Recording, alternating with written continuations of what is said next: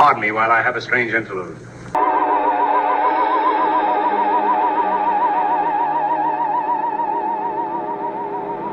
There is nothing else. Life is an obscure hobo bumming a ride on the omnibus of art. Along the misty corridors of time, and in those corridors I see figures, strange figures.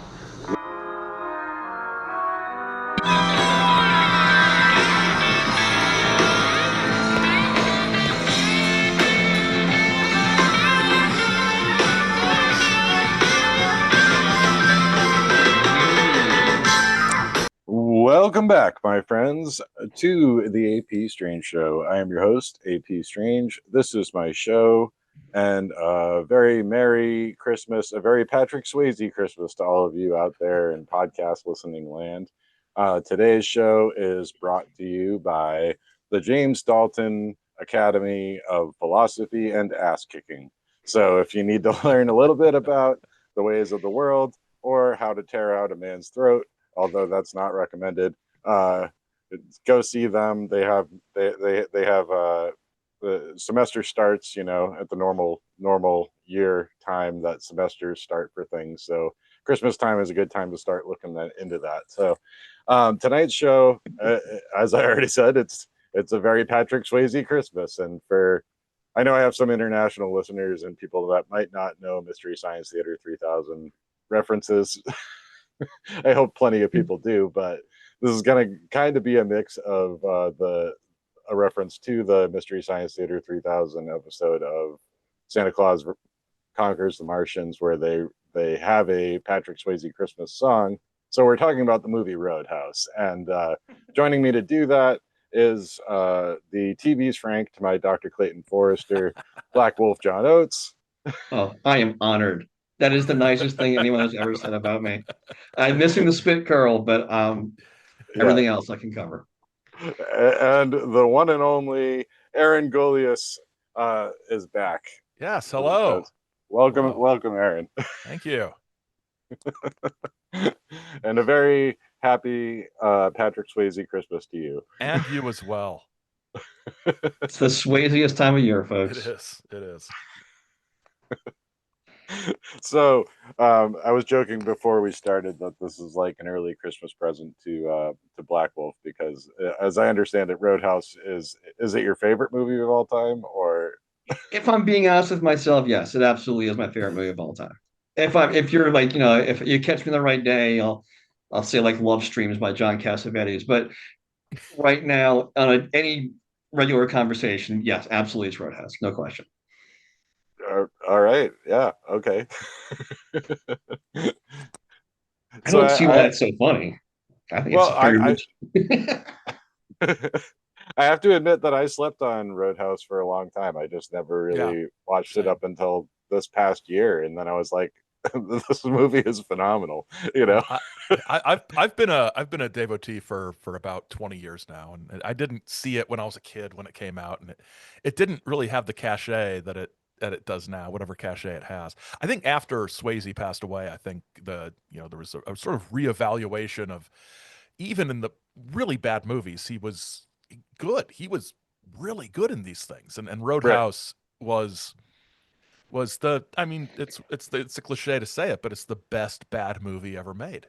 Absolutely, 100%. It's not a good movie, but it's tremendously entertaining in a way that a lot of bad movies aren't.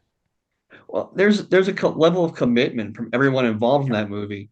And you're right. Swayze is always very good. He always gives his all to any role he's in, and in this case, he is a philosophically alert bouncer, and you believe every second of it. And it's just the best supporting cast you could 1989's money could buy. And Terry Funk. Anytime you have Terry Funk as a thug, it's as one of the bad guys, hoodlums, it's a great thing.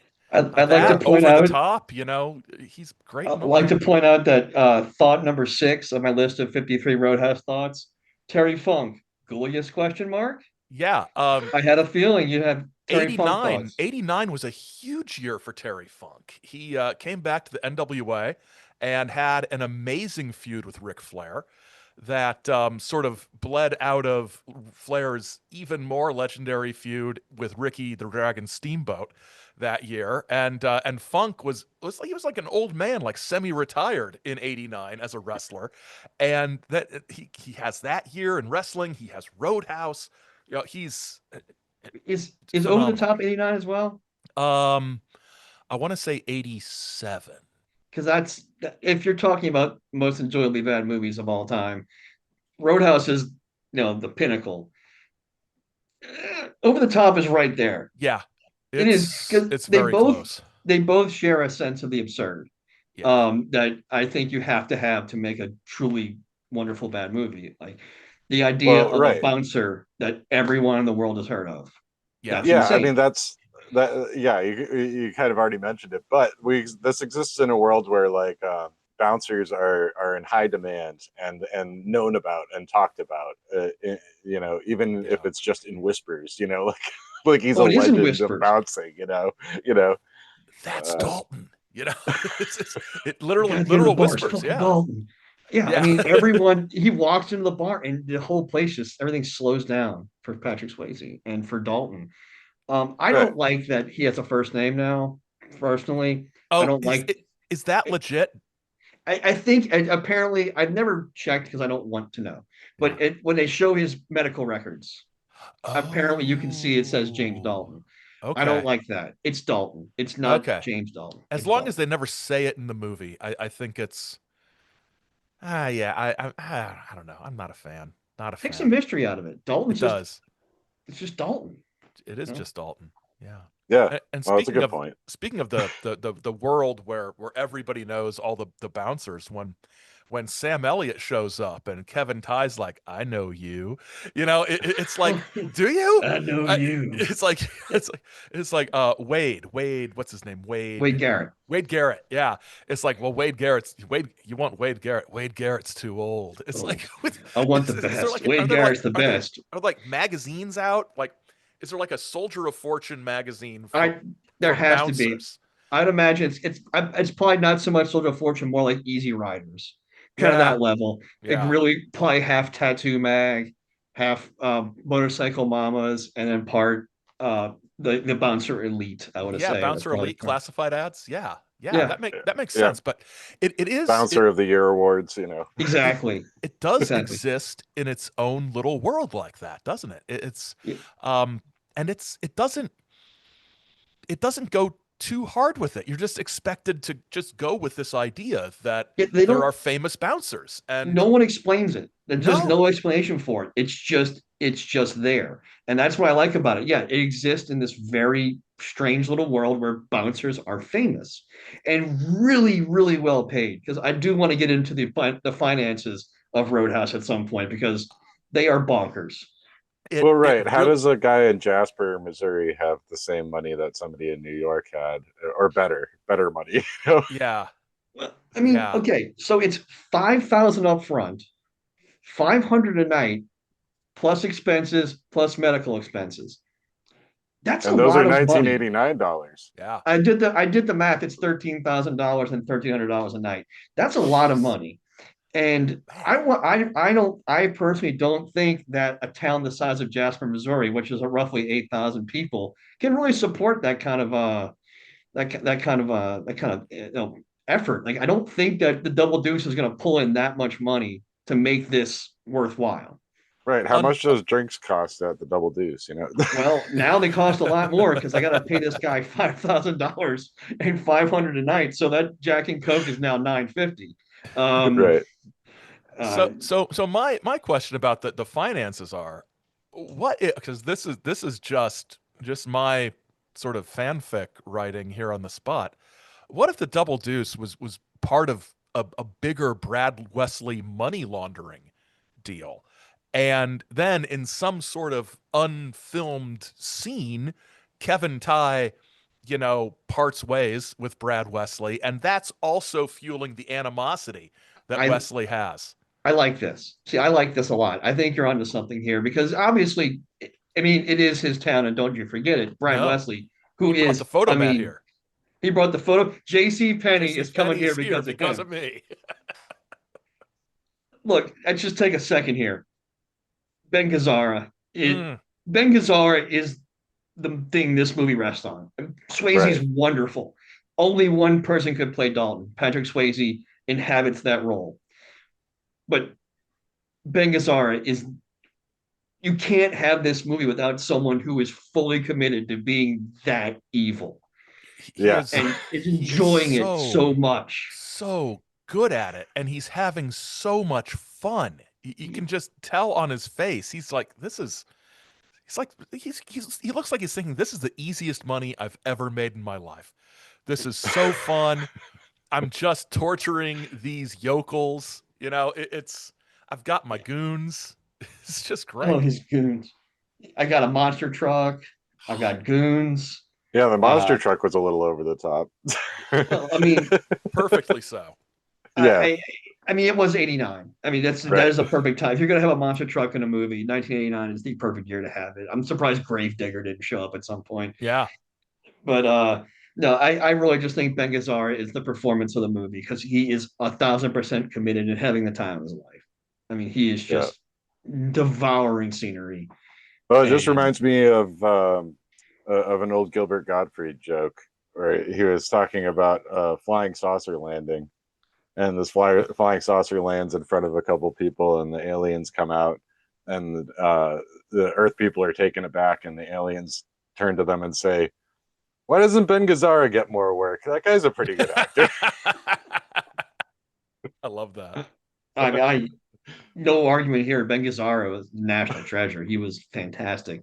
I mean, I don't know. You hung out with Peter Falk. You know, you're in good hands there. I mean, Yep. I love Ben Gazzara. I've always loved Ben Gazzara, and Roadhouse is a huge reason why. I think.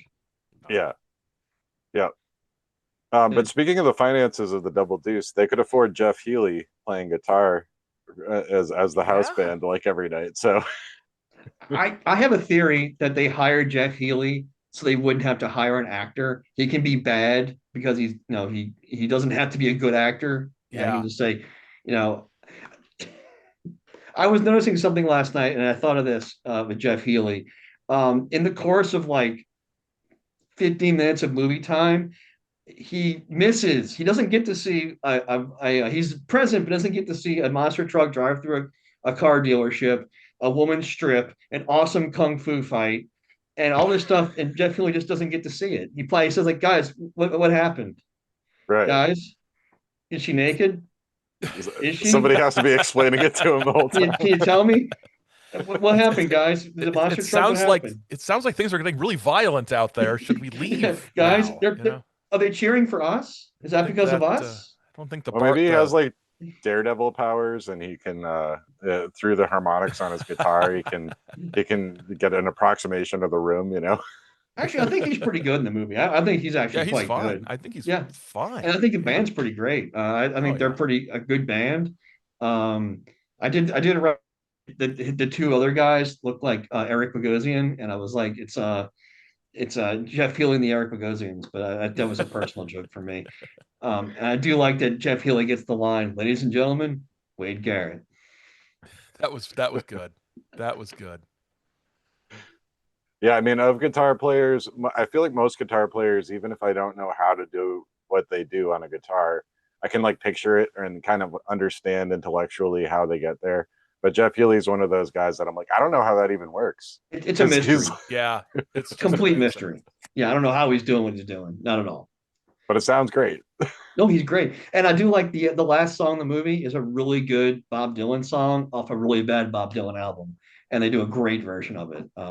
It's from his 80s techno period from Empire Burlesque.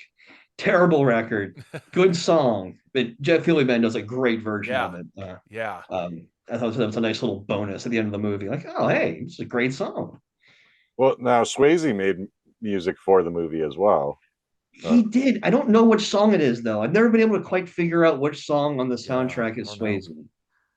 I think there were like 2 or 3. But I don't know if they're all in the movie. They might have just made it onto the soundtrack. He had a legitimate hit. I mean, She's Like the Wind was like a big hit. I remember hearing it on the top 40 station. Like that was Oh a yeah, big song. it was everywhere that year. The Yeah, whole Dirty Dancing thing. I was in like seventh grade, yeah. and Dirty Dancing was just that song and him and every. The rest of us guys never had a chance. No, Not with Patrick no. Swayze running around. I mean, that was my first exposure. Maybe Red Dawn, or The Outsiders. Maybe it was my first exposure to Swayze. But like Dirty Dancing is the first time I remember him being like in the full Swayze bloom Yeah. hair and like just being the fittest human being who's ever lived and just making women melt. And that was the full Yes. Swayze. And I think it probably kept me from truly enjoying Roadhouse when I was younger. I don't think I would have had the experience that I had later. I mean, I think I came to Roadhouse like most people, coming home from going out with my friends at like 1 in the morning and sitting in front of the TV and turning HBO on, and Roadhouse was always on, Yeah. Yeah. always. So, I mean, that's when I started to truly understand the power of Swayze.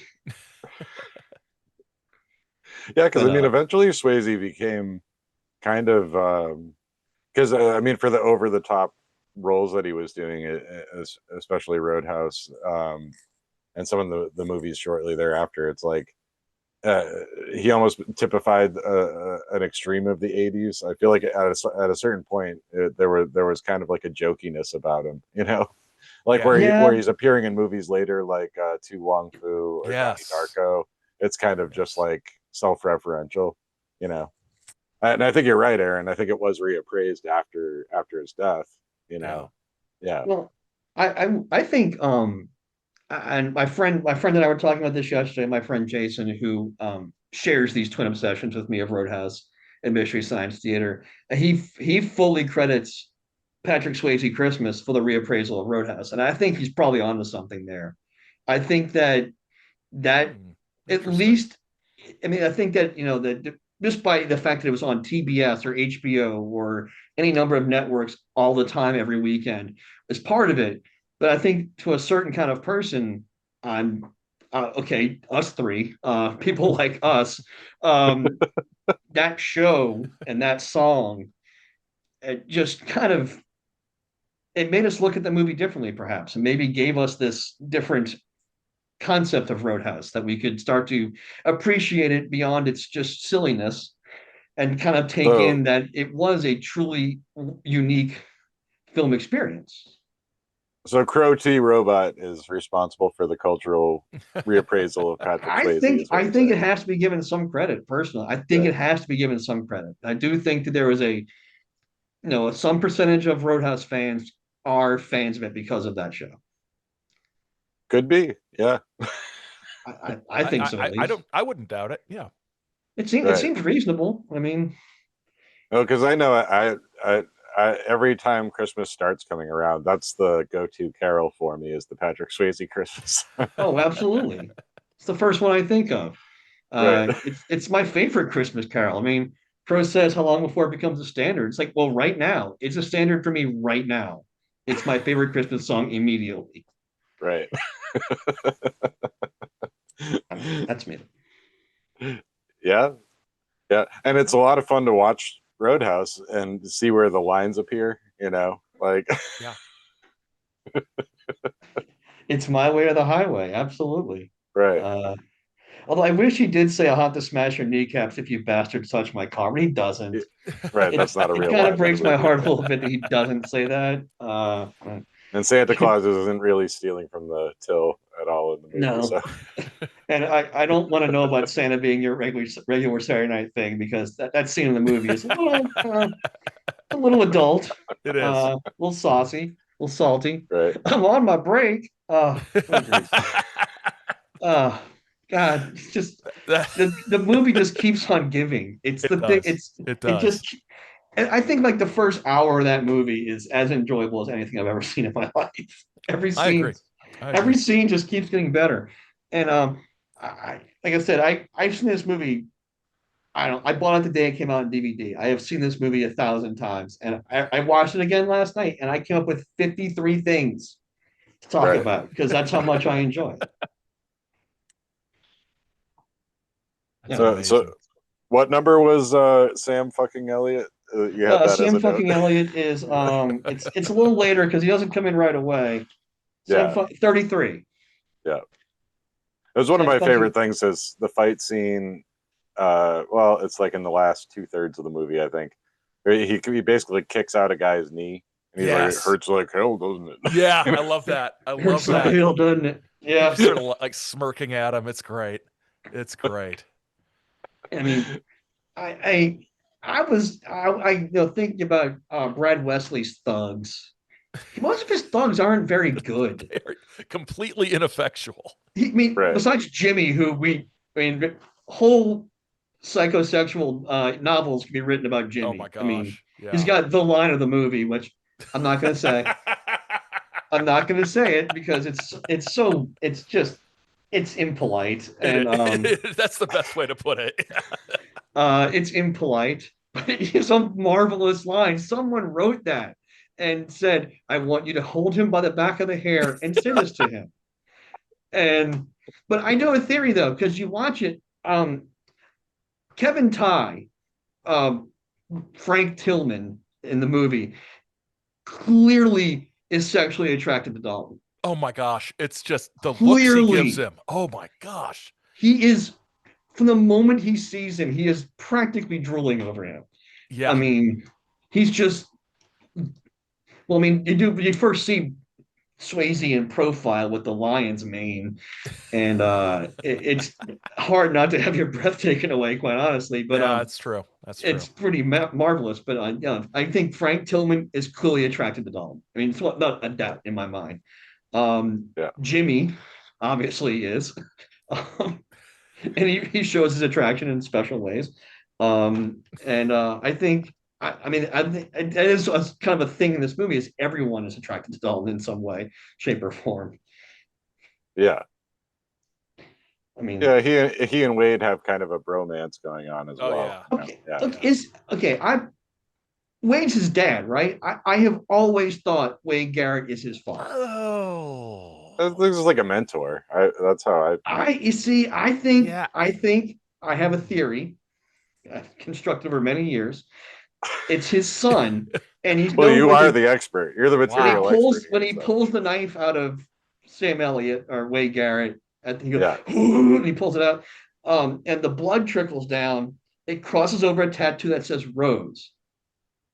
Rose is Dalton's mother, and I think in a sequel we would have gotten into that. Okay. Huh. He calls him Mijo, my son. I'm telling you, this is a thing. Yeah, I'll allow it. You know, I always thought that though. For some reason that was my first thought was this is his son. I could be wrong too though. So his name would be Dalton Garrett then. You see, that's why I hate the James Dalton thing too, because it messes up my theory. And I don't want anything to do with that. I just want that out of here because it messes where I'm going with this. But no, there's I'm sorry. Y'all can carry on a little bit. I just get so excited. Right. You're the guy with the list of things. Yeah. I have 53 more. I got 50 more things to talk about here. You kidding me? Well, one of the ones you sent me last night was Memphis Mafia member Red West. Yes. Red West is in the movie. Elvis's cousin. There's a lot. I mean, Red West is in it. John Doe from X is in it. Yeah. I mean, you have to like X. I like X. He's the squirrely bartender who's skimming from the till. Okay. Yeah, he's awesome. John Doe's great. Man, there's a lot of good people in it. And my mind just went completely blank saying that. But yeah, Memphis Mafia member Red West. He's the one who turned on Elvis, right? He wrote the book, the tell-all book on Elvis, right? Yeah. I think he was. You're the Elvis man, Red, JP. I am. Yeah, Red and Sonny West were, I think, Elvis's cousins, and they kind of like got cut out of the will at the last minute or something like that. So they got their revenge by writing a tell-all. So imagine all the Elvis karate they had to watch. Yeah, you got it, E. Oh, that's E. Looking great, E.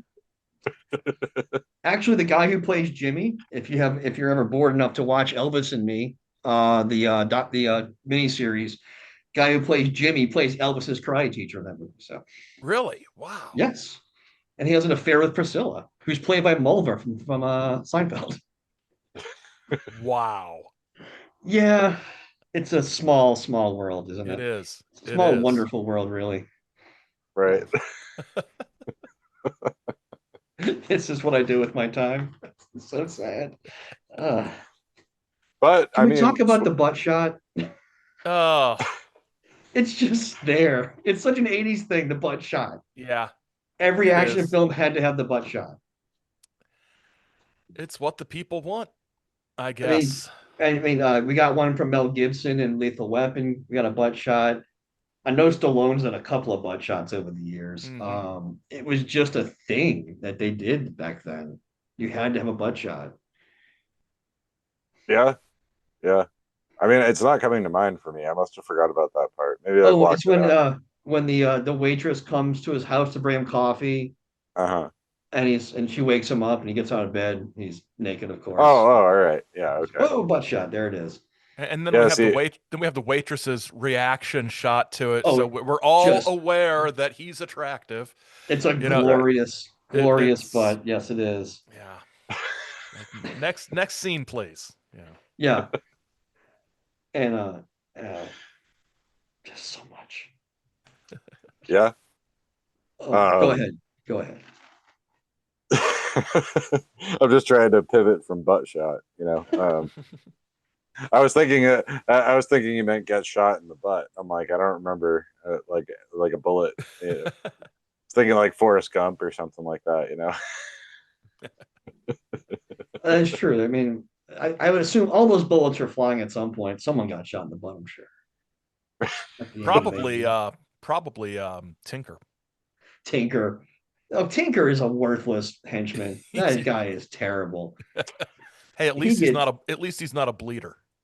oh that guy is the worst. He's like, looks like an insurance salesman. I would Yeah, think that Brad Wesley could do better than that guy. He gets his ass handed to him every time. he looks like he's gonna just exactly. He's gonna pivot to like selling on a whole life policy. You know, within the next Exactly. 10 Get this minutes. piece of shit coward out of here. Yeah. I love that line. So good. God, Ben Gazzara is great. Anyone know why Keith David is only in it for like 2 scenes? No, I don't. He's a bartender. He shows up for 2 scenes. He's Keith David. He's great. He's in He's They Live. Why is he not in this movie I, more? I think he's just there to give Dalton coffee, right? He Yeah, doesn't. and he has Yeah. one line. Whiskey's running low. That's it. No Yeah. more Keith David. Whiskey's Yeah. running low. You have Keith David in the door with you, working with you, and that's the best you can do is whiskey's running low. Well, you know, it is funny when you see somebody recognizable that barely does anything in a movie. Because we're recording this closer to Thanksgiving, and as is Thanksgiving tradition, I watch Planes, Trains, and Automobiles, Oh, yeah. and I always Great movie. forget that like Kevin Bacon is in a scene right at the Yeah, it's the beginning. very beginning, right? Yeah, The taxi cab scene. yeah, he's racing Steve Martin for the cab, and I'm like, oh yeah, Kevin, but he doesn't have a single line. It's all through facial expressions and stuff that they're communicating, and I'm like, that is so weird that he appears for this like one little Yeah, it's scene, like and just a strange cameo sort of thing. Yeah. Must right, be a favor to what's his name? John John Hughes or Hughes, something. Yeah, maybe he owed right. John Hughes a favor or something. But I mean, if you don't have a spoken line, I think that there's something about that with like SAG and stuff like that. Like you get credits in certain ways for spoken lines in movies and the number of lines you have. So it's kind of weird to have a completely unspoken part from a recognizable actor, you know? Yeah. Yeah. Yeah, it is strange. I've always wondered about like why Keith David. He's even in the credits at the beginning of the movie. Keith David, like, oh, Keith David's gonna be in this movie. There And must he's have not. been scenes they cut for There some has to, that's reason. what I figured too, but like, it just breaks my heart because I love Keith David. Yeah. You know, I have to say we've come this far. It's something we have not talked about yet, which I think is essential to the any discussion of Roadhouse. It's the What's rules. up? The Oh, rules. yeah. Oh, yeah. Dalton's rules. Be I nice. mean, be nice Be nice. until it's time to not be nice. You know, it's really that's one of the best scenes in the movie is You are the bouncers. I am the I'm cooler. the cooler. I mean, one of the best comebacks of all time. What if he calls my mama a whore? Is she? Is she? I Oh, love that line. oh. Also, when he tells Terry Funk there's always barber college, I always Yeah. enjoy that. It's just and it's and if Ben Gazzara is like the foundation for this movie, he's holding it all together with his great performance. The rules are just kind of like the philosophy of the movie. It just gives you like all of the background you need of Dalton. Yeah. You can figure out everything he is through that his NYU philosophy degree and whatnot. Yeah. Well, that's what made Just him such a legend, is that he's a cooler instead of a I guess bouncer. he must have worked his way up through the ranks of being a bouncer. At some point, you become a Yeah. cooler. I don't Yeah. know how that works. What the if it's like a Boy Scouts kind of thing or something, where you get badges or Yeah. something, Or if and there's like a union and like apprenticeships, it's like a skilled must be. trade, sort of thing. Yeah. Maybe it's Masonic. I don't know. It might be. Could The be secret Masonic. society of bouncers and coolers. He's a 33rd degree bouncer, and that could be. I don't know, but I do like that the first thing that happens in the movie is they're at the first club or whatever, and that guy just kicks that woman for some reason, and he Yes. stabs him, and they're holding him back, and he just Dalton comes up, and he's like, you know, and like I've always wanted to try you. Has you ever heard anyone walk up to someone and say, "I've always wanted to try you"? No. I've been It's tempted to say that just to see if anybody would get the reference, it's but guess it's part of the legend of Dalton that people are like, just wondering if they could take him. Like they're yeah. Well, measuring it's their almost manhood. like, yeah, it's almost like a modern spin, or like a modern for the time spin on like the old Western trope, where like the Yeah. fastest gunslinger or something, Well, the movie Like, is basically Shane. I mean, it's Yeah. basically the movie Shane, which oh, is a good point. really great Western. It's basically the plot of Shane to a T. So I guess it kind of does work on that level. It is it's a very Western trope.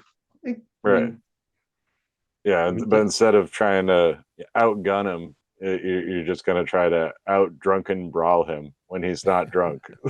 yeah, That's- the guy gets a free shot with a knife and he just kind of scratches him. Like, dude, you think you can take him and you missed him entirely with a open shot with a knife and you missed him. A little scratch on the side. He can sew it up himself.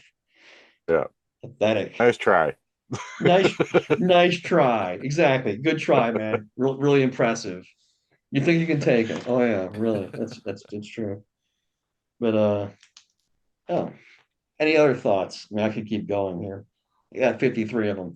But Well, I mean, I'm just saying, in my experience of being in bar rooms, the guys that talk a big game generally aren't the ones that are going to actually be all that tough when push comes to shove. no, Yeah. absolutely. Yeah. I mean, has Yeah. anyone ever seen a bar fight like this? No. I No. mean, no. It's every bar fight I've ever seen in my life basically turns into two shirtless guys dancing, Yeah. like chest That's to chest, whispering to each other, and their girlfriends Well, come on, let's get out of here. You know, it no it's one looks like a ever that. lot actually like it fights. looks a lot like people bumping into each other hard in high schools and you want to go? You want to go? And it's Right. Yeah, like you wanna go? that You wanna sort of go? thing. You want to go? You want to go? You wanna go? You wanna And go? then, Come on, let's go. You wanna go? somebody breaks it up and it's not nearly entertaining enough to be on film. I've never seen Yeah. a chair thrown, never seen a Right. bottle exploded on chicken wire, No. never I'm not seen even sure anyone how that's thrown. physically possible. It's not. I'm pretty sure it's not. I mean, I mean, I if it's would breakaway glass, yeah. Yeah. Well, yeah. I mean, it's just like chicken wire is not known for its rigid nature. no, it's not, and it's very clearly just kind of wobbly. Yeah. Um, but I mean, how did he get the Jeff Healey band to play there in the first place? Like Now, they're is obviously it a very good bar band. now is it in the movie? Is it the Jeff Healey band or is it I I don't a think think band? I I think think it's because his name's Cody. His name's Cody, Cody in yeah. the movie. So yeah, right. I They're guess not. introduced as the Cruzados, I think, or something Well, like that. the very first band's the Cruzados. Oh, okay. That's the band at the very beginning of the Cruzados. Yeah, Yeah. um, they were actually an old LA punk band called the Plugs. Really good band. But yeah. No, that's the Cruzados, and then yeah, his name's Cody for some reason, Okay, and not so Jeff Healey. so the band was cheap because, well, their guitarist is a blind guy. So Yeah, he that's plays how pretty they're good for a blind white boy. I yeah. mean, So, we got the blind white boy, so we save money there so we can pay Dalton the cooler, $1,300 a week. Yeah. good God, five A night. thousand dollars A up night. front, Yeah. That 500 a night, plus medical expenses. Now, I'm hoping, if this was now, I don't know, I haven't seen the remake, and I won't see it. no. But I'm hoping that the Dalton of now would at least have a marketplace healthcare plan, right? And do at least maybe pay for Cobra, something of that nature to kind of help defray the cost, because that's a lot of money. It is. Well, not in this administration. Not, No, I No, mean, no. not to get political, obviously, but I'm just saying, it just seems like that would at least be the right thing to do for the people who are paying your salary. I mean, right. at least have a good healthcare plan, help defray the costs a little bit, an FSA Yeah. program or something. Kevin Ty's going to kick in 1,000 a year into the HSA, and Yeah, that's what I say. I hope there's yeah, a spending plan, a yeah. good these prescription drug benefits, stitches, staples, that kind of thing. I hope so. Because when you are a cooler, I'm sorry, a cooler, Cooler.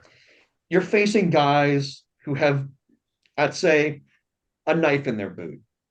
And when they walk into a bar, the knife on the blade in their boot twinkles so you can see it. Right. And all I can think of when I see that knife in the boot is if I would be the one who trips and severs his own tendon Oh with yeah. the knife in my boot. I'm injuring myself with that. Mm-hmm.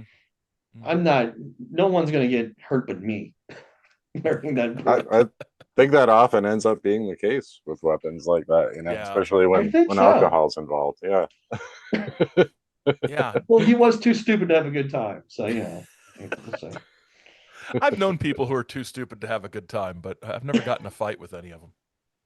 You didn't kick him in the knee and further. No, it just seemed being them was punishment enough.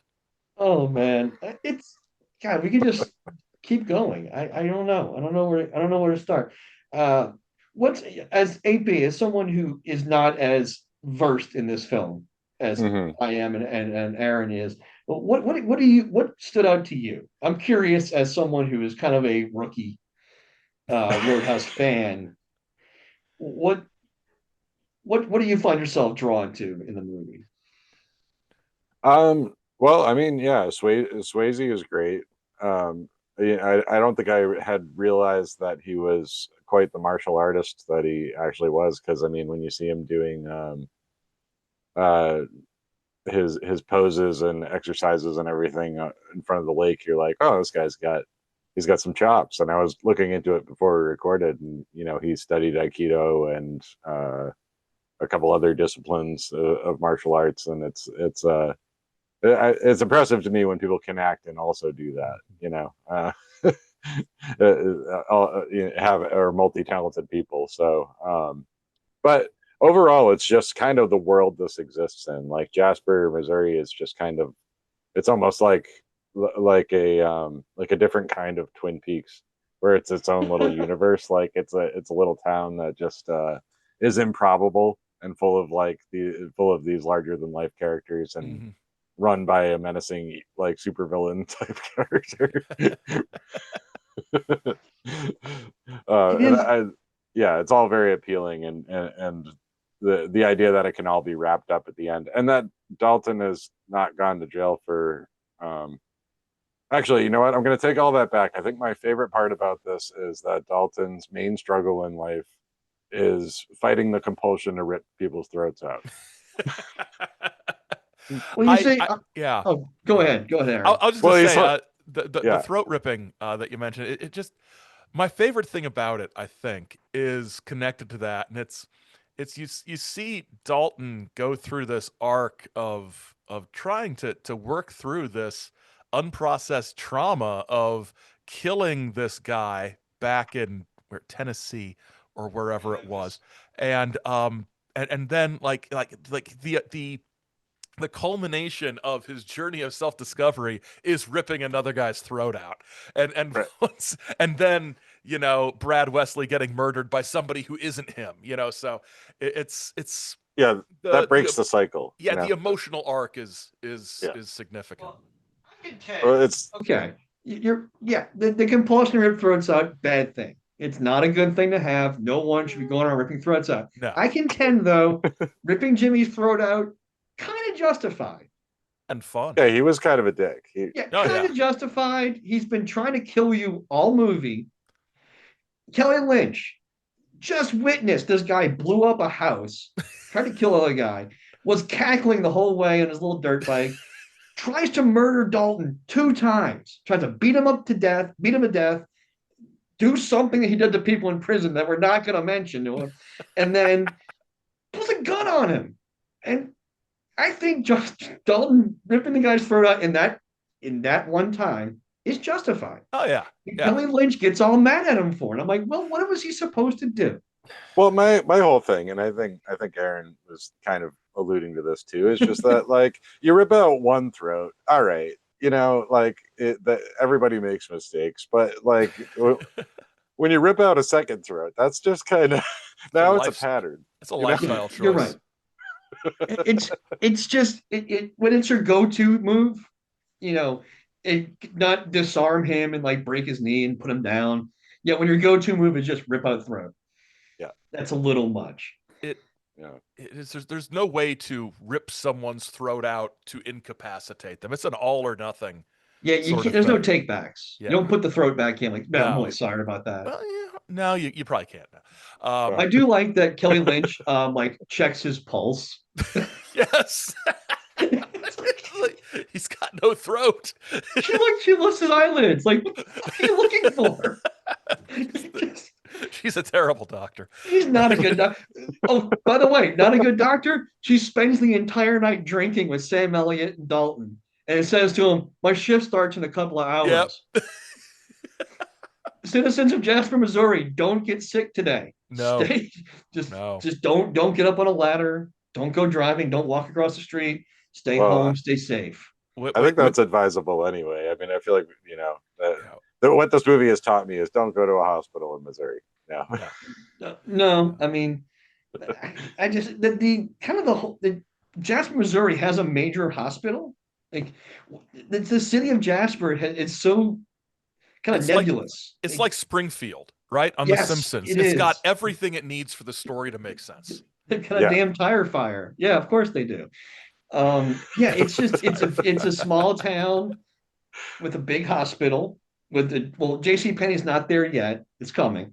A photomat, a 7-Eleven, car dealership, and a really, really happening nightclub that is fucking packed. I don't think there's enough auto parts store. Just a huge parts store. It's just service. It's good service there. It is. That he has an aerial for like a 67 Pontiac just on the shelf. Insane. Just has that. I don't have the windshield, but I have the aerial for you right here. Great stuff. But yeah, Jasper's just I really don't think they could support that nightclub. I don't believe it. Also, if it's just gonna be the Jeff Healey band all the time, people are gonna get tired of that. I mean, come on, let's be honest here. You're gonna need to bring in some national acts, maybe have a rotation.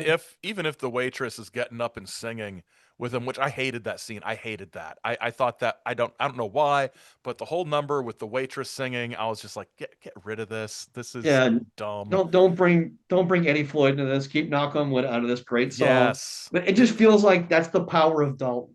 It is the power. He makes people want to be their best self. Exactly. He brings out the best in the people of Jasper, Missouri, or he'll rip their fucking throats out. That's right. That's right. Get up there and sing, or he'll rip your throat out and kick you in the ear. Damn straight. So I'm interested in y'all's take on this because this is something that's always bugged me about this movie, that I think they missed a little something. I mean, it's perfect the way it is, but I think one question I've always had is, why are there no cops anywhere? I mean, I assume they'd be crooked cops, but I need a crooked police chief who works for Brad Wesley. They do say he owns the sheriff. Yeah, I want to see it. I want to see Yeah. what that looks like. He's like the county sheriff, so he's got a lot of territory to cover. It's just Yeah, one guy. which is Yeah. weird because Jasper is clearly big enough to have a dedicated city police force if J.C. Penney is showing up, right? Yeah. So it wouldn't just be an unincorporated situation where the sheriff would be running things. So that was Also, yeah, that no, I'm is with you. I agree. I want to that's see a crooked deputy. yeah, yeah, and maybe in an earlier draft of the script, maybe some of Wesley's thugs were off-duty deputies or something like that. That would Um, make sense. but it just that's literally my only nitpick about the movie is there's no there's just that one sort of throwaway line about he has the sheriff in his pocket. But He's some of going to go to the this FBI too, that's and they're like, "Oh, I was just gonna say it, some of the stuff he's doing has got to be federal. this is like a Right. RICO indictment, right?" I mean, at Yeah. this point, like Oh we're yeah. talking about liquor distributor crossing Yep. state lines. I'm sure there's like some unsavoriness, like prostitution. I mean, Who knows? once you blow up the farmer's house, the ATF's going to get involved. Right. Absolutely. They Well, brought there's up two arson things. too. Yeah, They set the auto parts place on Do fire, you and think? yeah, And do you think the Ford Corporation would be like, dude, what happened to the cars? yeah, Like, yeah. well, let me explain. Um, there was have you heard of Bigfoot? Yeah, okay. So this guy was driving Bigfoot around. Yeah, I just Well, one of the guys who works for the guy who owns our town was. I mean, it really is just a really gussied up A-Team episode when you get right down to it. But Yes, yes. but I much as I enjoy George Papard, I don't think he has the elan of a Patrick Swayze. So I do think Yeah. that I mean Patrick Swayze gets things done, and Yes. no, I think you're right. I do wish there was more. Yeah, I'd love to know more about Brad Wesley's corruption. I would love to Yes. know more about his criminal network because it seems kind of small. I want a Brad Wesley origin story. I want a I prequel with Brad Wesley and him and Doctor Woman Kelly Lynch being together and how she Yeah. leaves him and it drives him insane. And Mhm. is that what triggers his life of crime? I mean, it can start with he comes there from Korea. He leaves the Korean War. Or we can start with coming up on the hard scrabble streets of Chicago. Like Yeah. it's such a great story. Like Yeah. I think it might be the better story in the movie, really. Otherwise, we Well, just who get would? kind of a like Johnny Walker Blue lubricated Kevin Ty say things like he was scared. Brad Wesley's not scared of anything. You are Last night, you you are scared. drunk out of your mind, old man, and stop looking at me like that. It's creeping me the fuck out. All right, who I would you cast as young Brad Wesley? Oh man, that's That tough. is I don't tough. know. I wish we could grab young Ben Gazzara from the Uh-huh. past and put him Yeah. into it because he'd be fantastic. You know, and that's hell. AI Ben Let's go the Gazzara. whole 9 yards. Let's get Cassavetes to direct it. Let's bring back the cast of Husbands. We're gonna get Falk into it. It's gonna be great. I think this is a good idea. So we need a time machine to do Yeah. this. Is what Yes, you're we do. saying. Absolutely, we Okay. need a time machine. But I'm just really spitballing here. But I don't know. Like, I don't keep up with I don't know a lot of modern actors. I Yeah. can't think of any that would be able to play Brad Wesley because I mean, God, it's Ben Gazzara. Who else is gonna be that guy? Yeah. Um, It's undoable by it anybody else, I think. really is. And I mean, like, where does he find Jimmy? Where does he find his his little thug his thug who does have AP? I know you'll appreciate this. He's got a squatching necklace on. He's got the tooth. Yeah, the tooth necklace. He's got the squatching necklace on. Um, Head to toe denim at all times, just denim Yeah. all the Yeah. way. Which I See, don't think I would got be the good. impression. I got the impression they were related, but I guess maybe not. So that's another origin thread. Uh, Maybe did he meet him in prison? Did Brad Wesley do some hard time for perjury or something or like contempt of court and he met Jimmy. I was like, I like the cut of your jib, young man. yeah, Come work for maybe. me. You know what? So Brad Wesley's nephew, who's one of his ineffectual thugs, I bet Yeah, he did time and he met Jimmy in prison. and Mhm. said, "Uncle Brad, I know a guy," I know a Yeah. guy. and then that might be how. Right. And he does have I a know a couple guy like who will be a match for Dalton, Yeah. yeah, the he's got a legendary guy Dalton. he's got a couple of thugs that are competent. He's got the other guy who looks like Bruce Boxleitner, who's pretty good. Like Yes. he seems pretty the guy who's driving the monster truck and Yes. Mhm. kills Wade Garrett. He seems pretty competent. There's the little squirrely guy who's always wearing a tan tie, who looks kind of like Mitch Ryder. He's a decent thug. Mhm. But everybody else is just useless. I mean, you got I mean, O'Connor it's who hard. bleeds. It's hard to find good hired goons. You know, like It I mean, is. well, it's got to be hard. You think he would probably look outside of Jasper, like reach out, right. call some people, call your friend in Memphis. Hey, you know any thugs down there? We don't have shit here. These guys are terrible. I can't keep my empire afloat. There's this bouncer who's just messing everything up for me. I Right. need real thugs. Help me. Yeah. Yeah. Yep. I don't know. Well, Just yeah. just thoughts. And I not mean, to, he and look, becomes effectively the cooler for the whole town. You know, like it's not just the double deuce. You know. I mean, I mean, Kelly Lynch does say, "Well, who's going to save him from you?" I mean, are we to believe that Dalton now rises to the Brad Wesley throne, and now he is in charge of he is ruling Jasper with an iron fist? Who's he going to bring there? Mervin's? Is Mervin's coming to Jasper because of Dalton? I have to say the "Who's gonna save him from you" line bothered me because there's no indication that Dalton is any threat to the freedom of this town. It's I don't He's know. only tearing throats out for good. Yeah. I mean, yeah. Who's Yeah. going to save him from you? Like, let's examine this. He really hasn't hurt anybody that didn't deserve it. That is Yeah. very true. That is very true. It's not like he's just roughing up customers there at the Double Douche and, Yeah. little Sam Elliott joke there. But the Double Douche. But Double douche. um man, Sam Elliott is so good. He's So good. fantastic. So good. I mean, he's good in everything, but in this he is just stratospheric. I always Yeah. wondered, did Sam Elliott and Ben Gazzara trade tales of Roadhouse on the set of The Big Lebowski? I hope they did. I'm sure. I'm sure. Yeah. I hope Yeah. so. It's a I nice hope little reunion. Yeah. they talk about Patrick. Good kid.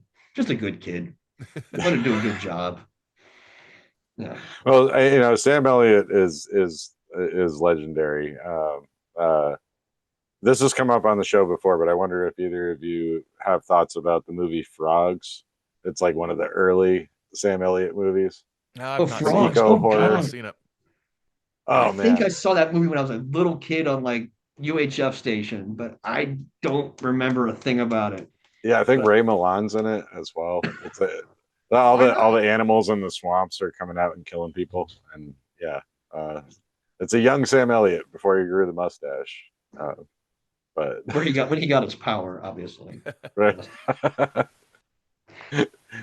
Does it um, bother anybody else that he immediately breaks his own rule? He beats that guy up inside the bar. You know, he's like mhm, his second rule is don't start anything inside the bar. Okay, no problem. That guy has his girlfriend dancing on the table, and he pulls a knife on him. Dalton mhm. beats the shit out of him right there. It's like he didn't take it outside, and he wasn't nice. Just saying. Huh. Sure. I it's never bothered me. I don't know. It's the Yeah. next scene. He beats a guy up in the bar because he Well, it's says like to yeah, it's a do as I say, not as I do sort of thing. Like Dalton's judgment is well, superior. You can't question as his authority on it. Who Dalton are you? says, Who are you to nobody question wins a Dalton? fight. Where's your New York University philosophy degree, Blackwolf? Well, I did go to Brooklyn College, so come on. I'm that close. That close. Just down the street. He's reading a Jim Harrison novel. I always find Yeah. that cute. Legends of the Fall. Legends of the Fall. He's reading Legends of the Fall. Yeah. That's when Brad Wesley has his 80s sex pool party across the way. And Yeah, I just sort of felt bad for Dalton, but I was like, this guy's kind of a nerd, isn't he? Not bad for him, but like he's kind of a nerd. I like it. a little You bit. know? Yeah, I mean, like I can appreciate that. He's an Yeah. introvert, He is. And I look, I don't know about you two. When I was in college, I lived in some pretty gnarly apartments. I never lived in an apartment that was nearly as nice as the one that Dalton rents. It's That place is gorgeous. great. I love that place. I would move there right now. Although it was funny. I was thinking because like there's the scene where he's like punching like the punching bag and getting all sweaty and greasy, and he throws a punch at Sam Elliott who catches it, which is so rad. And he's all disgusting and greasy and everything. And then they show him a minute later and he's all clean. And I was like, where did he shower? And my girlfriend said, "Oh, he just air dries." I was like, okay, makes perfect sense. Like he airs it out. It's one of the Um, Swayze powers he has. it must be. Yeah. It's the Tai Chi takes Right. it out. Yeah. Such a great movie. I mean, really, it just where do you pick a scene, any scene? It's just great. It's very, Yeah, you can very good. Land Very anywhere in the movie, and there's something great to look at. Yeah. It never gets old. It's always entertaining. It's just great. Yep. They do defile an Otis Redding song, which I kind of can't forgive him for. Like, These Arms of Mine is a beautiful song, Mm-hmm. and Right. I have one image in my head for the rest of my life to put with it, and I don't like that. Yeah, like, it's not great. I am like Otis Redding is like top of my list. Love Otis Redding to the death. Just one of my favorites Yeah. of all time. And Swayze's butt is ruining it. Yeah. It just bothers me. But again, small minor quibbles. These aren't. You'd think they could have used a song that featured the moon in the lyrics with that scene, you know. Yeah. There's Would've other been songs we could have used that we don't have to sully Otis Redding's memory. Sam Elliott doesn't wear underwear. Thoughts? Of course he I doesn't. mean, he shows his scar, and it's Yeah, all right Oh, there. okay. You're right. Oh, yeah. That's All I could think of was it's probably itchy. yeah. Missouri, still the South, kind of damp. I don't Kinda know, damp. man. And they're I'm really telling you. tight jeans too. So Yeah, Yeah. exactly. And he's been riding the motorcycle all day. I mean, come on, that's just not a good combination there. Right. No, he's got a stink to high heaven, doesn't he? Jeez. Yeah. Not great. Not And, great. and how do we feel about the frontier justice at the end? Just total frontier justice. We're gonna murder this man in cold blood and lie to the cops about it. Well, I think we've established the police in this town are basically non-existent. So, Right. I'm not sure what other options there are. Because if he No, owns the town, then I mean, yeah, I'm okay with the frontier justice. I think Yeah. a movie like this needs to end like that. I think if it would have ended with the cops marching Wesley off in handcuffs, it would have been like, okay, there's going to be 18 months of continuances, and he's going to get off on some sort of technicality. Right. It's unsatisfying. Yeah, But I do like the general agreement that nobody saw anything and nobody Yep. really knows what happened. And I mean, there is a case like that in real life. Oh yeah, no, there's one. Yeah, exactly what you're talking about. I forget what it's called, but yeah, there's a guy who got shot in broad daylight in front of a bar. He's like the town bully or something like that. Yeah, he Yeah, basically was terrorizing the whole town. Like everybody hated the guy, and then eventually just got shot. And everybody in town just unanimously agreed that nobody saw anything, nobody knows what happened. Like it was just in front of people, but nobody knows who did it, and nobody got in trouble because everybody in town was just like, "Yeah, no, I don't know, didn't see anything, can't help you with that." Yep. polar bear fell Yeah. on somebody. It's just the way it happens. the poor Tinker. Poor Tinker. I like you, Tinker. I believe you, Tinker.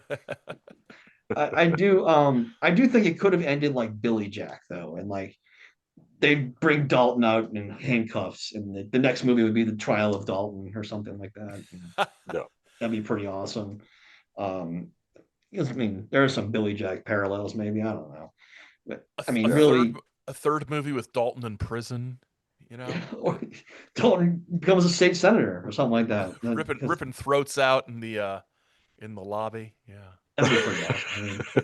I mean, there's only one throat ripped out. We only hear of another, so it's only ripped out two throats. I mean, that's not Right. No, that many. it's not even a habit at that point. It's just No. two. No, It's just two. establishing a pattern, is what I'm Yeah. saying. Eh, It's It does seem to troublesome be with the his. second throat, you know, like It does seem to be his go-to move, and for a guy who has like 1,000 ways to incapacitate somebody, you'd think you could go with another one. Um, just saying, you don't have to rip his throat out. well, he was Yeah. so haunted by the first one, and then he just did it again. You know, it's like he couldn't help himself. You know, I do like that there's a big wind-up too, though. It's not just like he yeah, brings his hand back and holds it for a second. Like he yeah, has to think about it, and then he just goes yeah, in. And right. it just seems like he could have thought about it. Like he could have just like chopped him or something.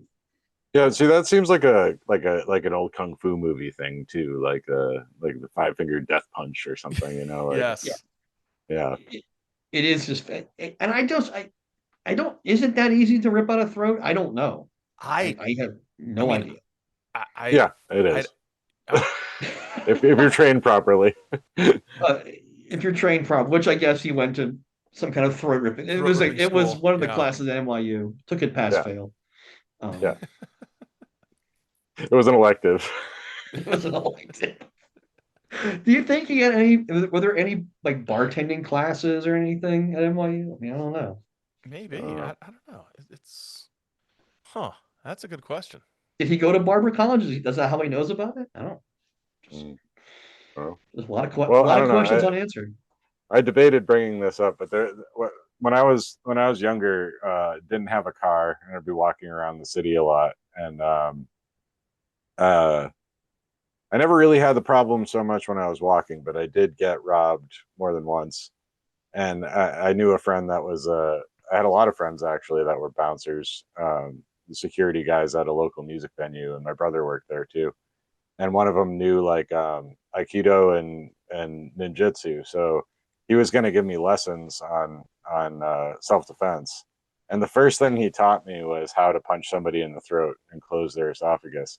And I'm Mm. like, he's like, oh yeah, that would kill somebody, and I'm just like, right, I'm not sure I want to know like the lethal move, as that shouldn't be my go-to, right? You know? And You made me work really up. nervous, like knowing the mechanics of that, you know, You should work like up to that.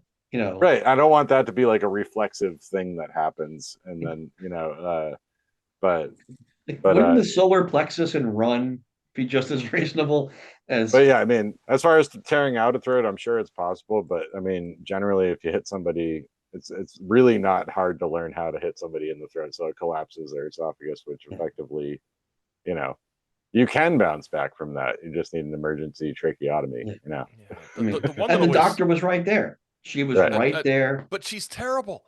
She's a terrible. She's been drinking all night. Right. The sort of self-defense move that's always freaked me out is taking the palm of the hand and striking upward at the nose and driving the bone into the brain. Yeah, that's horrifying. That's the one that's always just like, oh my gosh. It's like, what if I trip and like my nose hits the edge of a table or something like that, Yeah. which is actually kind of likely. I At feel Yeah. some kind point. of weird that I don't have a death move here. You two have death moves. Oh, you got to You have a have death finishing move. Come moves. on, man.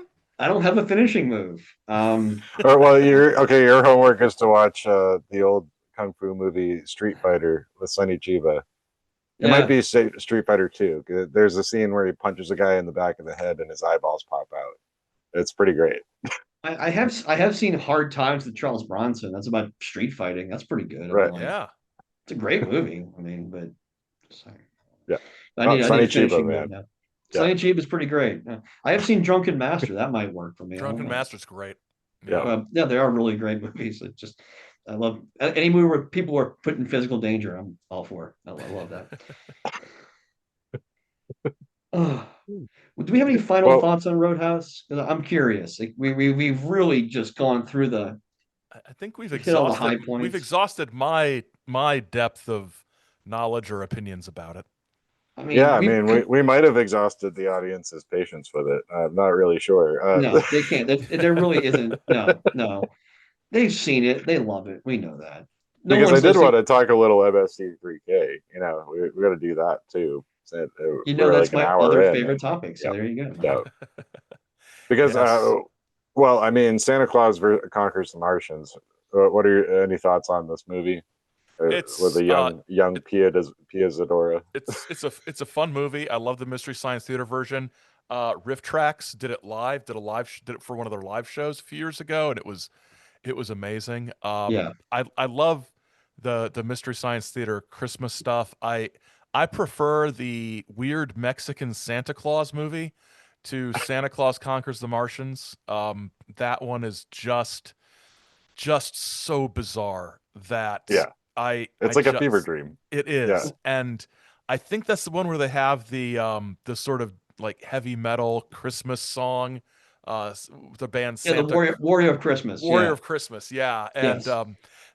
that one's great. The Christmas song, the Merry Christmas if that's okay, If that's okay. Yeah. song is good. One of the box sets I got had like a bonus DVD of all the musical numbers, like those clips, Yeah. like all on one disc, and No, that's really fun.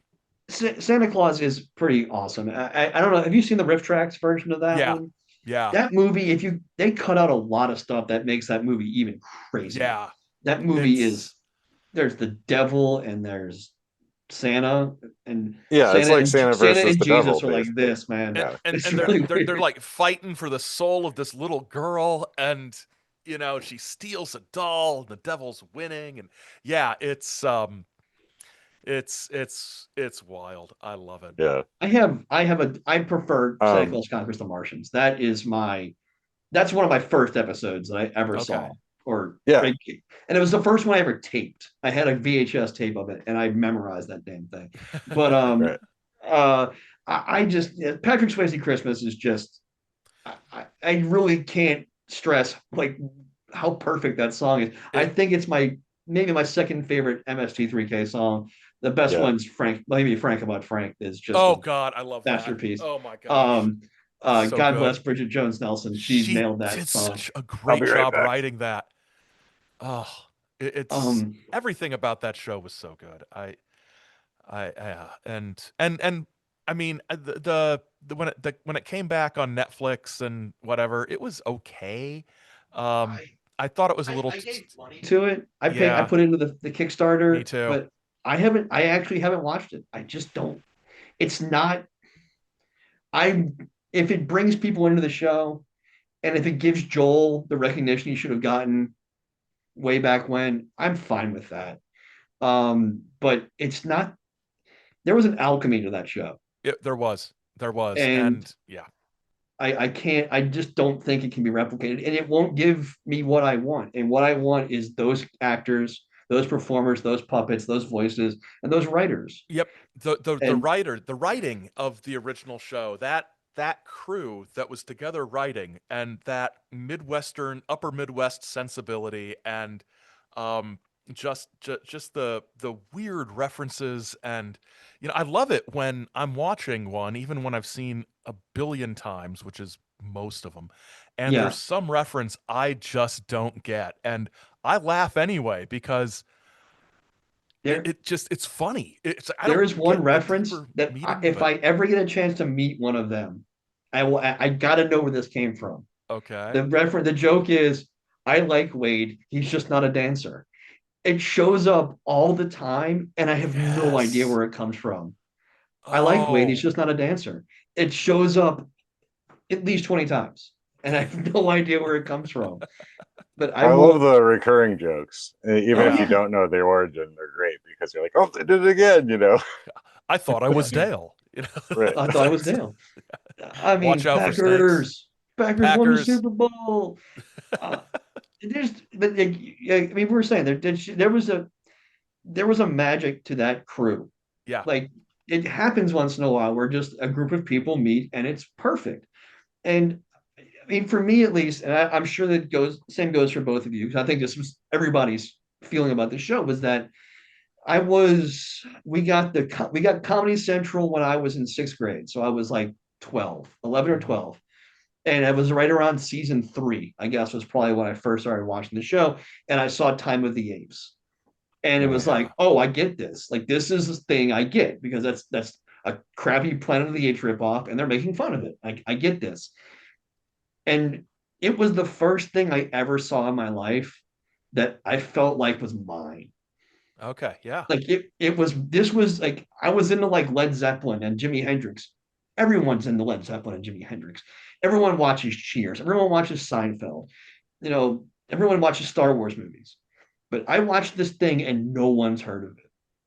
Yeah, I It didn't have any friends that watched it. I thought I was the only one that knew about it. Same here. No Yeah, one got it. in high school, I didn't have cable. See, I graduated in '94, so it was really new when I was in high school, and a couple of friends were like, "You need to see this," and gave me a tape, and I was like, "This is amazing." Then I went to college, and I had some friends there who were into it, and had all kinds of tapes and everything, and so that was sort of my intro into it. So yeah, I think the first one I ever saw was the syndicated Mystery Science Theater Hour Oh, I love that. version, because that was broadcast locally of Yeah. Yeah, we had that too. space travelers, the with oh Oh, Gregory uh Peck and Gene Hackman, Richard yeah, Gene Crenna. Hackman and Gregory Yeah. Peck. Yeah, and that one was just like I'm watching this like, this is amazing. What is this? It's and then I remember seeing the movie in the theater. It actually came to our town, We got it. and one of One my theater, one showing. Yeah. I was in college and I was home on break, and one of my high school friends called me and said, hey, we need to go see this. I'm like, yes, we do, and it was good. It was good. It wasn't as good Yeah, as the thing is, this Island Earth is too good of a movie to riff. It's got right. it's not, but there was so much. The studio had so many fingers in the pie there. I do think that the Cal character, the main guy, and Exeter are such great fodder, though. They Yeah, have a that lot is of fun true. with those two That is guys. true. Plug it in, Joe. That's great. And Well, uh one of them was the professor from Gilligan's Island, right? yes, yes, Yeah, Yeah, the professor's in that. Yeah, yeah, no, the movie is what it is, and I'm glad it yeah, exists, and I have a poster for it somewhere. I loved it, but no, it's not the show. The show is perfect. yeah. Hour and a right. half, it's just chock full of everything you'd want. And I All right. think, and Well, favorite episodes, oh right? man, Oh, that is That's tough. hard to do. Yeah. Um, I have a I, number one that's a guaranteed. okay. Okay. Um, Running with Death is my It a number one episode ever. And it's hard because I feel weird picking sci-fi for some reason because that's not the show I fell in love with. The show I fell in love with was the Comedy Central show. And I feel like it's missing a lot of parts. There's no Frank, there's no Forrester. Yeah, But Hmm. they just fucking nail that movie. they did. It's It's so good. it's top five for me. I think for one, like the ones I go back to more than any others are Riding with Death, Time Chasers, Oh, Time Chasers is wonderful. um, San Francisco International That's a favorite. is so good. I love Girls Town Girls with Town's good. Mamie Van Yeah. Doren and Paul Anka Oh, and Mel dude, Torme. as a thug, Mel Yeah, Torme is a street Mel thug. Torme is a thug. Yeah, street thug. That's a drag And strip. nuns kicking the shit out of people. Yeah, That's it's awesome. The two Master Ninja ones with yes. No, are I was gonna with say those. Lee Van Cleef. Agent from Harm I'm an agent is from Parma. I'm an re- agent. really Yes. good. My favorite thing about Agent from Harm is actually in the sort of cutscenes where Mike is on trial for blowing up a planet, and Crow's video deposition is just like just a stream of bleeped out profanity, and And that's then all Mike, I his hope like this shit character helps. witness thing is. It was really great. Yeah. I have the Master Ninja movies I think are great too. I think the 70s TV and 80s TV Yeah. were just such seminal things for them, like such like ingrained in their being that they could just the jokes just flowed from Yeah. those movies. Yeah. I Yeah. like this San Francisco International is just fantastic. I love that one. Another one from that same era, same kind of ideas, Codename Diamond Head, Yes. Yes. uh terrible spy film with Roy Thinnes. It's Um, horrible.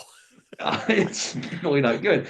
One that we come back to, well, there's a couple, Mitchell is just a Oh Mitchell. stone yeah, classic. Mitchell. Yeah. It's worthy of all of it. Manos, of course, is worthy of all the credit it gets because it's incredible. I'm a sucker for the Coleman Francis movies Yes. because they are Yes. so fucking dismal. Like, I can't believe this man had this dark of a vision and got to make 3 movies out of it.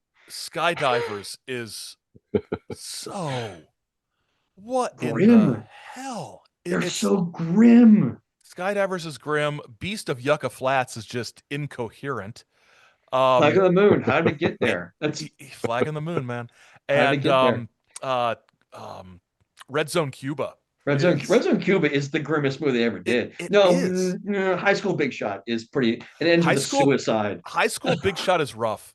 And I loved it when the dad, the actor, came back in I was a teenage werewolf. Teenage Werewolf. They're like, oh, depressing dad, The and movie Teenage ends Werewolf with a ends with the suicide. suicide. It's yeah, it's bad. But I the thing about High School Big Shot that I find the most amusing is that the main character, that kid, he is never actually quite sympathetic to me. It's like, I think this kid deserves what he gets.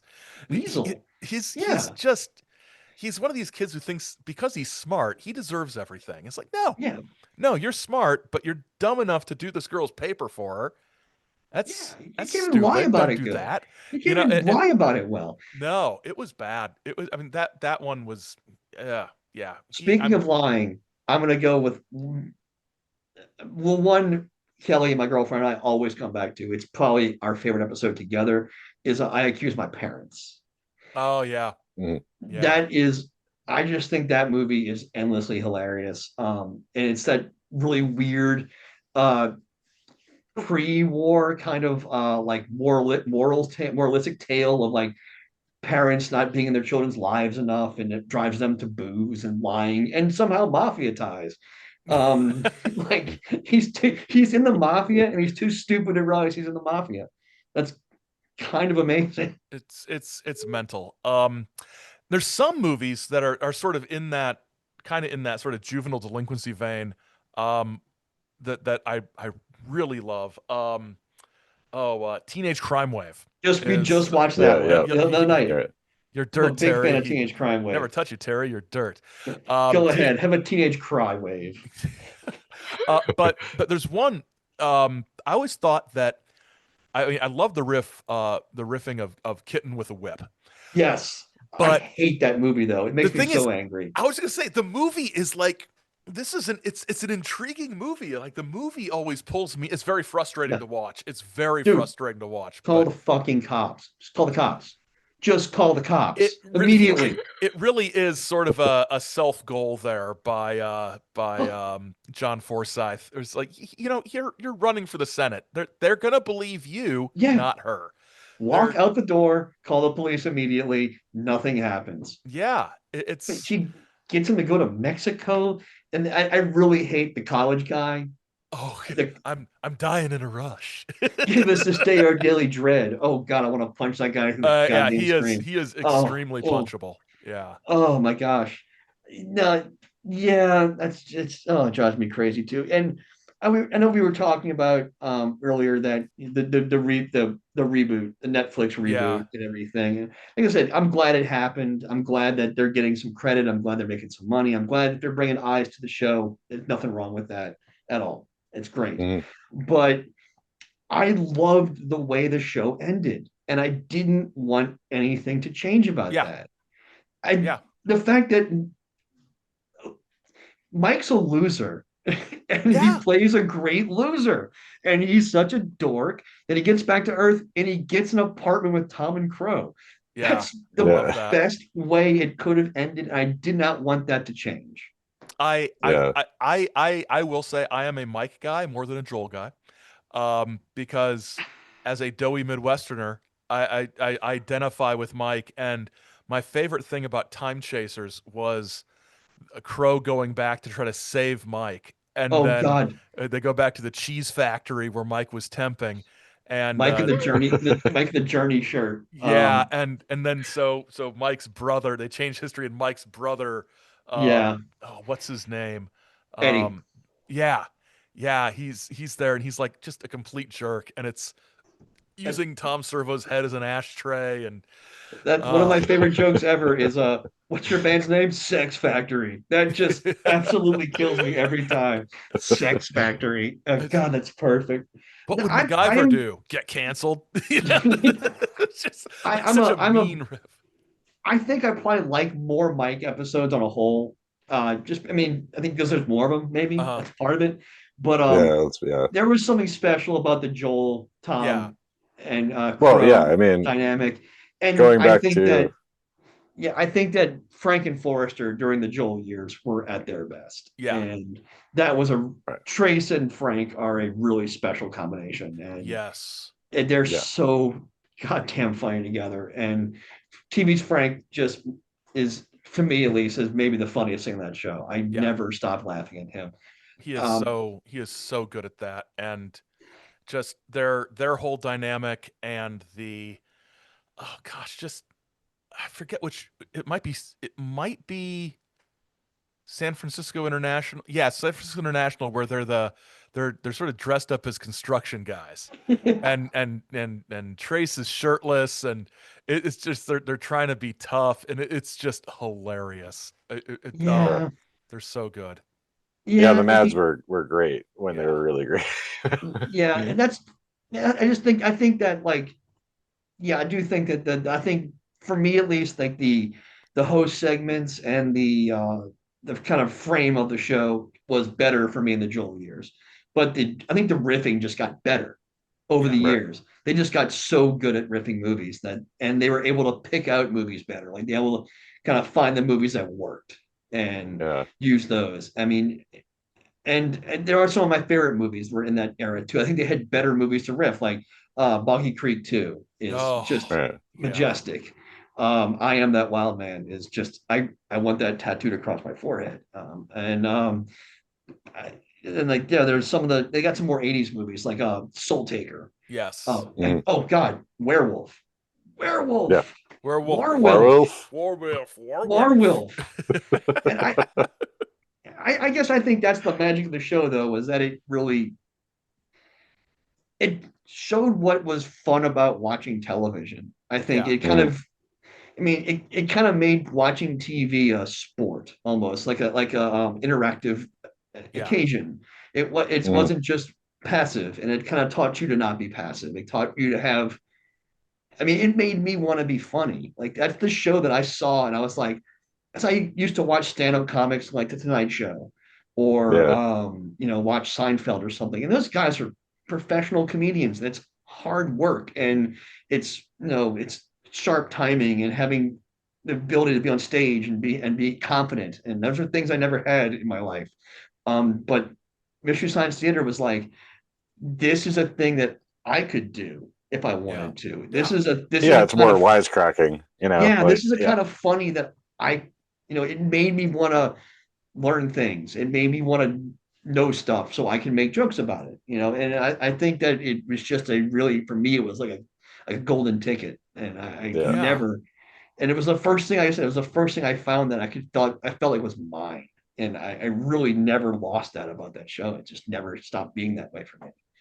Yeah. Yeah, it's been part of my life ever since I first discovered it. Yeah, it's my number one, that and Riff Tracks, which is a lot of the same guys, or Oh, the Riff Tracks Mad is great. or the Yeah. Mads when the Mads do their shows, their streaming Hmm. shows. Any of those guys, I just it's the perfect background noise. It's the perfect. I had a horrible day and I just want to watch something that I know I'll love. It's just the perfect comfort viewing for me, more than Yeah. almost anything. Yeah. I Oh mean, yeah. I was really excited when Tubi first came out because they had pretty much all the Mystery Science Yeah, Theater. Yes. It was like, absolutely. yes. I Yeah. remember when YouTube, one of the first things that drew me to YouTube was people started putting episodes on YouTube. And I Mm, Yeah. was like, oh well, I'm not doing anything else now. And I was yeah. able to see all the ones that I hadn't seen yet. And that was the best part about that for me, Yes. was like there was like 30 that I hadn't seen. And I was like, all right, well, here we go. I'm gonna just start watching these. And and was able to discover a lot of the Mike episodes that I hadn't seen. And it just it's just a gift, I It guess. It's is. a Mhm. gift. It is. It's just like I said, and I feel like when you meet people who are into it too, it's like, oh, we're friends now. That's it. It Yep. doesn't take any other oh, we're cool. All right, yeah, you like this show? Well, we're good. Yeah. That's it. Yeah. I've never. I don't think I've ever met anybody who was into this show that was an asshole. No, I don't think I have. I'm pretty sure. Yeah, it's Yeah, which I'd says a have to lot. agree with that. Yeah. it really is. Yeah, it's like a ticket to coolness immediately. Like, oh, Yeah, we're good, and and think yeah, and I Very just think dorky coolness. yes, absolutely. No, no, we're not, I mean, when I say cool, I certainly don't mean like Dalton cool. All right, if we can bring it back to the Right. beginning, I don't mean Dalton cool here. I don't mean I mean, Tai Chi Tom wielding. Servo, cool. Yes, I'm talking about the kind of cool where there's three guys who will go online at 7:30 at night Central Standard Time and spend an hour and a half of their lives talking about Roadhouse. And that's the kind of what's cool I'm cooler than talking. that? And I guess it made me realize that I didn't have to be cool. Maybe that's like I don't. I'm going to be my own kind of cool, and and it was that homemade feel too. It was like this show was made in like an industrial space Right. in suburban Minnesota, Yep.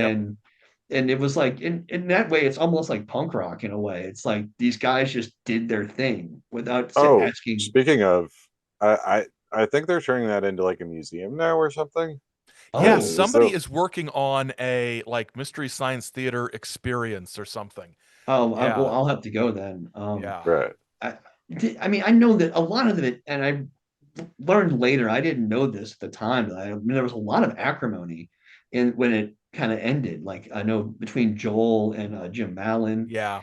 there was a Right. lot of acrimony there, and I didn't realize that it ended so poorly. And I was like, oh, that's kind of sucks. Like because it seemed so joyful. Like it seemed like, Yeah.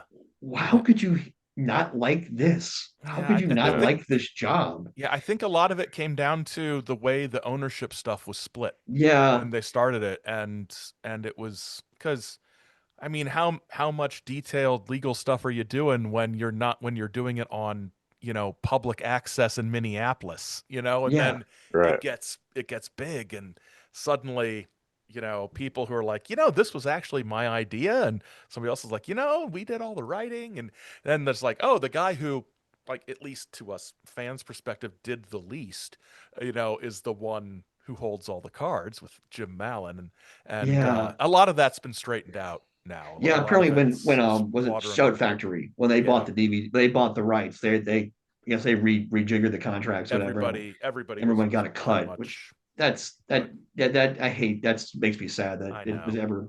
ever got Yeah. like that because Yeah. I but guess Frank was in charge of finding the movies too. Yeah. Like, If you haven't read his book, I think it's 20 Mystery Science Theater movies that changed my life in no way just listen to it on whatsoever. Audible. Yeah, I right? just Yeah. listened to it. It's good. Yeah, Yeah. it's pretty good. Yeah. Um, no, yeah, that's Frank is just my favorite thing about Frank is that I will go to bed and like 10 o'clock at night or whatever, and wake up at 5 a.m. my time to go to work. And Frank will still be up watching Mannix on MeTV Yes. and like tweeting about Tweeting it. And about I'm like, Mannix. what is this guy doing? And He lives the gimmick. I He is know like he is totally that into guy. it. And I'm like, that's just that's just hardcore, man. Like he's Yeah. up watching Barnaby Jones reruns. And and I think that's you have to have a love for that kind of trash to Yeah. really. Well, I was that's never. that's kind of what I wanted to get to too. With that is that it's not just guys making fun of a movie and being mean spirited about it. They had a genuine affection for like the goofiness and the lo-fi and Yeah. the crazy concepts and the monsters and everything. Like the affection for it came through as well. So you know, Yeah, absolutely. No, and especially with the Joel stuff. In defense of Joel, also, well, I mean, not that anybody's tearing him down, but we're talking about the attributes of Mike. But with Joel, I feel like there was a sweetness about the guy that was like really always came through, and he almost seemed like kind of a children's show host. Yeah.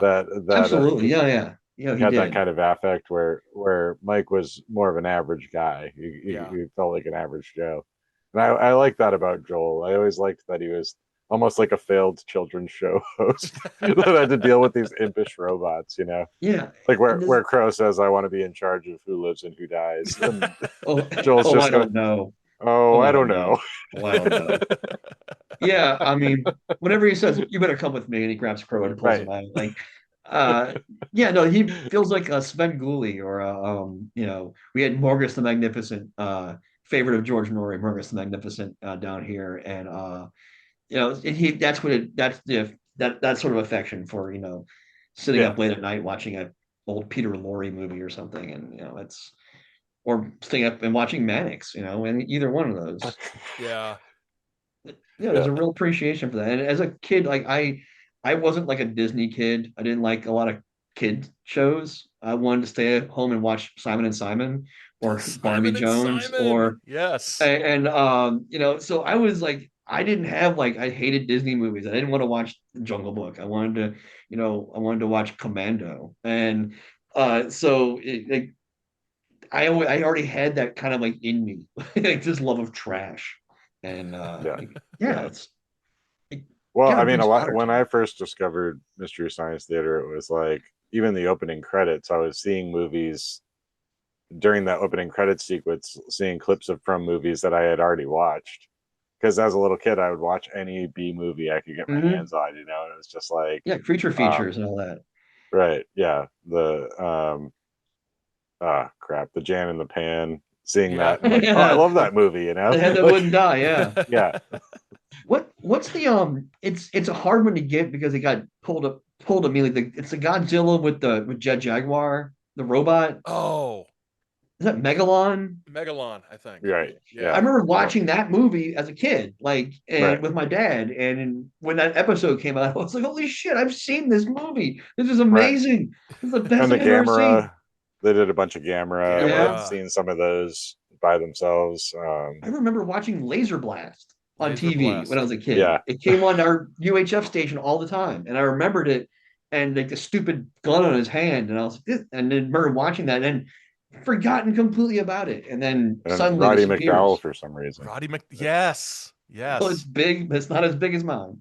Um, That was the last episode that was on Comedy Central. Yeah, it's the Yeah. last Comedy Central episode. And I love Yeah, that this show ended perfectly twice. Yep. right. Like, Yep. like having it turn into the end of 2001 was a masterstroke. Right. And if it had ended there, I'm sad, but Laser Blast is a fantastic episode. That's a great ending and wonderful. Yeah. But then they got a chance to I do it just again and still nailed it. I just loved Frank being assumed into second banana heaven. That was Yeah. that That was a great. bittersweet moment. Yes. And I did love when they would pull characters from the movies into their world. Torgo became a regular. Yep. Right. Mr. B Jack Natural became a regular. Jack Parsons or not Jack Parsons, not Jack Jack Perkins. Parsons. Jack Perkins. Jack Yeah. Perkins. I love Mike Nelson's Jack Perkins. I could watch for hours. Oh my And gosh. The Thanksgiving episode where he's just drunkenly making out with Mr. B Natural I'm is gonna have to trust my just instincts here. yeah. I love when he smashes the glass to skydivers. Oh, I just no, and they did it later with Ortega from that incredibly strange creatures. Yeah. And I did like that. It's everyone got a chance. Everyone got to do something. Everyone got to be on it. So there was very few writers or cast members that you didn't see or get to know in some way. So like you got to know Mm. Bill Corbett when he came on, Yeah. and or probably get to know Mary Jo, and we got to see like Kevin Murphy do more than just be Tom Servo's voice, Bobo and everything. And Mm. they always just they just seem like to rise to the occasion with everything they did. It's like, God, how could these people be this good? Yeah. Like, how could they Yeah. just be this good? And even when sci-fi was mucking around with them and making them have plot lines, they still found ways to make it funny. Like, My Yeah. gosh, the ancient Rome stuff. was when they ended up in ancient Rome, and you've got Pearl and the Observer, and then Kevin and Bridget as the Roman people. Yeah. It's just hilarious. I mean, I love when Brain Guy starts singing the beef song. yes, just so Like bizarre, and they, you yeah, know, they and there's like weird things that always crack me up. Like, why is Bobo a fan of the band Asia?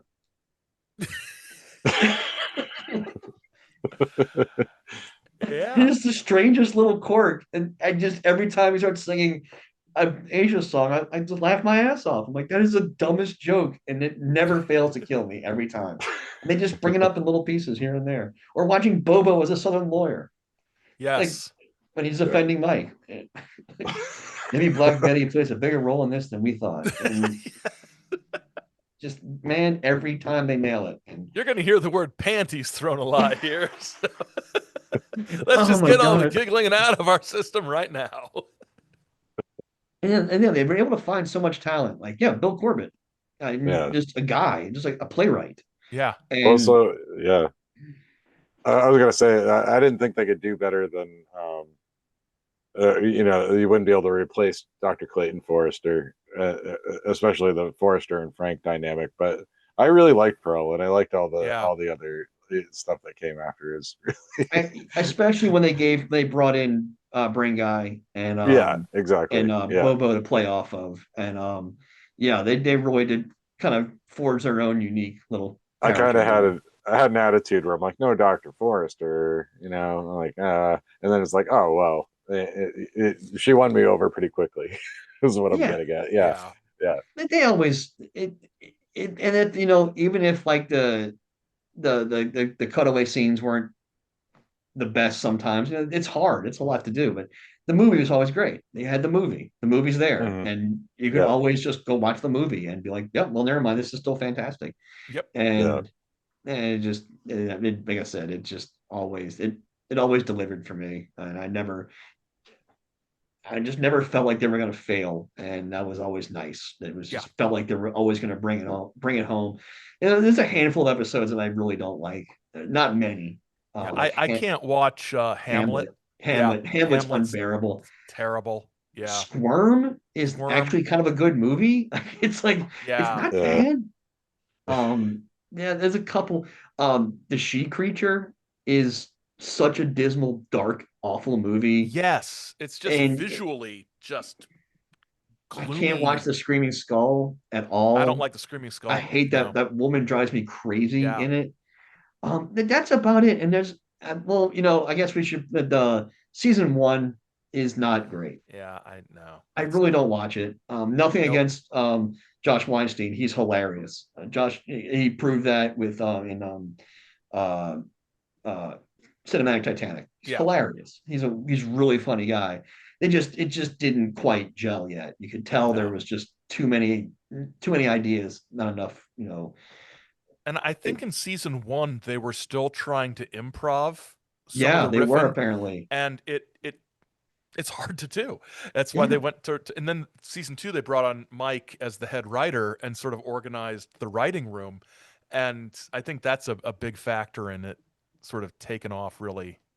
I think Yeah. you have to look at the fact too that Mike Nelson is one of the funniest people who's ever lived. Yes, yes, he is. I mean, just across the board. There's nothing he's ever done that I don't find hilarious. Have I you have his read book. I have all his books. I read Death Rat. Death I Rat read is Death one of Rat. I the liked it. funniest novels I've ever read. It is so good. And his two like essay books are great. Yeah. And 372 pages it's probably my favorite. No offense, Aaron, and no offense, No, AP. I love it's you much both to better. death, It's man. much better But than my podcast was. 372 pages is just I can't miss. Yeah. I'm revisiting all the cozy verses right now, and I'm just Oh, having a great time. I can't believe that that because of that podcast, I've read two Dan Brown novels, and not even the good ones. So you've actually read them, I have all of read them? the only book I couldn't make it through was I forget Shadow Moon, Oh the God, Willow spin-off novel. I could dude, God, not. man, you read Model Land? I read Model Land. I read Tyra Okay, Banks I is have to book ask you. yeah. I have to ask you here. Did you read Super Constitution? I read Super Constitution. I read Super Const. It was tough, but I read Super Constitution. Oh my God. Yeah, The only one I have Trucking Through Time, and I read trucking that. through It was you truck. fantastic. That might be one of my favorite It's ones that I fantastic. did. It's so good. Yeah, like I said, yeah, I just think Mike Nelson might be like the most naturally funny human being who's Yeah, ever lived.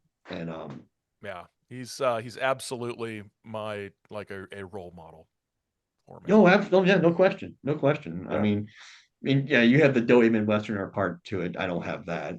Yeah, I'm a it's a gift. slightly doughy Southerner. Uh, but and I think but yeah, no question. I just think he's wonderful, and I miss Frank and Forrester had a good podcast with Yeah, I missed that too. Movie That was Sound a with the Mads was really yep, good. Bill Corbett's Funhouse was good. I don't yep, know why he stopped doing it, but it was great. God, I can keep talking about this all night. I yeah, really could. Yeah. You just keep saying, "Oh, Yeah. this is awesome too," and then this yeah. is I awesome, know. and then It's this part's awesome, and then this part's awesome. yeah, I Yeah. just like, yeah, just final Well, we word do there have to being cut that, it at some point, yeah. like yeah, I mean, the final word being that I can think of few things in this world that like I can honestly say like formed me as a person. There are very few things in this world I can say like, well, my life was different after this. It was like I heard Jimi Hendrix, you know, I read On the Road. I know I was 16, but I saw Mystery Science Theater 2000 was like Yep. one of those like lines in the sand where it's like now I'm a different person now. And yeah. like it's Yeah. it's it really was. It was that formative for me and that important to me. Yeah. I mean, I'd have to agree, and I guess Oh, I saw Roadhouse too. I forgot to put that in there. I saw Roadhouse. I I was saw waiting Mystery for that. Science Yeah, Theater. Yeah, you got to give Dalton his due. That's right. absolutely. That's right. No, but yeah, it really does mean that much to me. And I wish I could find my autographed picture of Joel and the Bots. I don't know where it is, but Oh, yeah. yeah, Yeah. I was showing off my fan club card. That's awesome. Yeah, my my dad laminated it for me at work. That is My so cool. I'm sure he was like, "What are you doing?" I'm laminating this thing for my son. What is it? I don't know. Some stupid puppet show he watches. Um, Yep. uh, my son watches puppets, and you know, Yeah. anyway, On that note. Yeah. on that note. All right.